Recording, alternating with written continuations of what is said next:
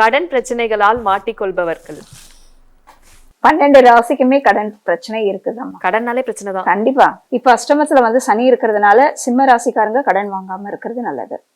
அதே போல கும்ப ராசிக்காரும் கடன் வாங்க. ஏன்னா அங்க வந்து பாத்தீங்கன்னாக்கா 2ஆம் இடத்துலதான் இருக்கு சனி. அப்ப கும்ப ராசிக்காரங்களும் கடன் வாங்காம இருக்கிறது நல்லது. சார், தங்க நகைகள் வாங்கும் யோகம் யாருக்கெல்லாம் இருக்கு? பணம் இருந்தால் எல்லாமே தங்கம் வாங்கலாம். இப்போ தங்க விருன்னு வந்து ரொம்ப உச்சத்தில் போயிட்டுருக்கு.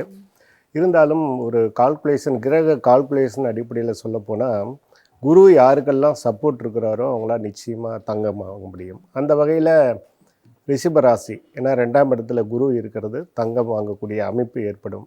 இதே கடகத்துக்கு பார்த்தீங்கன்னா இருக்கிற நகையை விற்கிற மாதிரி அமைப்பு ஏற்படும். அந்த வகையில் இந்த குருவினுடைய பார்வை இருக்கக்கூடிய ராசிகளான குறிப்பாக வந்து கும்பம், தங்கத்தை விரும்பக்கூடிய துலாம், இல்லை 5ஆம் பார்வையாக குரு துலாத்தை பார்க்கறதுனால துலாம் வந்து தங்க நகையை நிறைய விரும்பி வாங்கும் இல்லையா? அதே மாதிரி கும்பமும் விரும்பி வாங்கக்கூடிய அமைப்பு இதெல்லாம் ஏற்படும். மிதனம் அப்பப்போ வாங்கும், வித்துடும் இல்லையா? சிம்மத்துக்கும் தங்கம்னா பிடிக்கும். இவர்களுக்கெல்லாம் இப்பொழுது வாங்கக்கூடிய அமைப்பு ஏற்பட்டிருக்கு.